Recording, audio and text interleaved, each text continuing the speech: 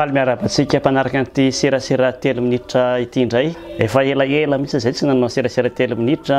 Amin'izao nefa dia nanapa-kevitra ihany hoe aleo manao serasera 3 minitra ihany satria alohalika ranom-bary mainy endomboanjo indrindrandrindra amin'ity resaka politika any Madagasikara ity. Tsenina izany fa efa akaiky dia akaiky tokoa ny fifidianana 24 zao. Ny rarina moa dia mba hisy tokoa zany mba hahafahan'ny rehetrarehetra mandray anjara. Betsaka mantsy efa manana fanantenana be mihitsy hoe hisy zavatra iova amin'izay satria efa ho avy zany ny fifidianana. Ny olana mantsy any amintsika zany resaka fanaovana politika.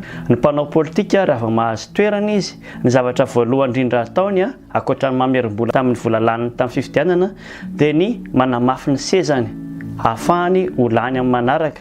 Rehefa vita amin'izay zay amin'izay izy vao mandambolambo vahoaka.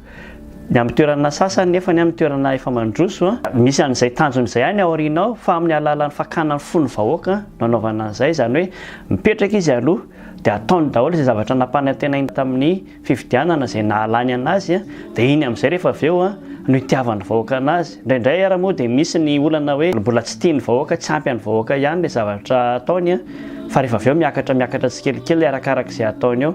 Fa ny any amintsika zany vao tafiditra eo amin'ny fitondrana dia toa dia inona ny fomba mety indrindra ahafahana mitazona an'ity sezy ity dia hoe mila lany amin'ny fifidianana manaraka. Ahoana fomba mahalany amin'ny fifidianana manaraka? Atao izay ahafahana mitantana tanteraka ny fifidianana manaraka.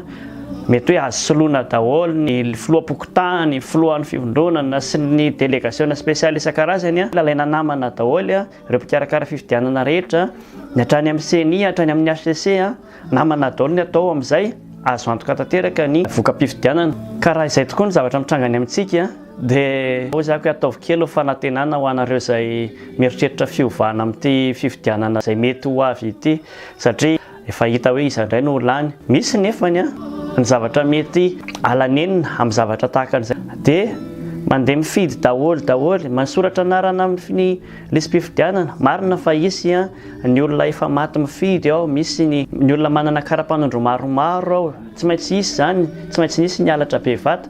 Fa raha ohatra ka efa samy mandray anjara daholo mihitsy ny olom-pirenena rehetra dia ho hita eo ny vokany.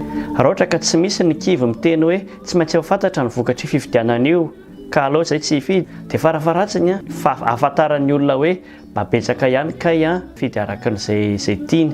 Ohatrohatran'izay ny zavatra resahana amin'ity fa dia mametraka ny veloma ary amin'ny manaraka indray veloma tokoa.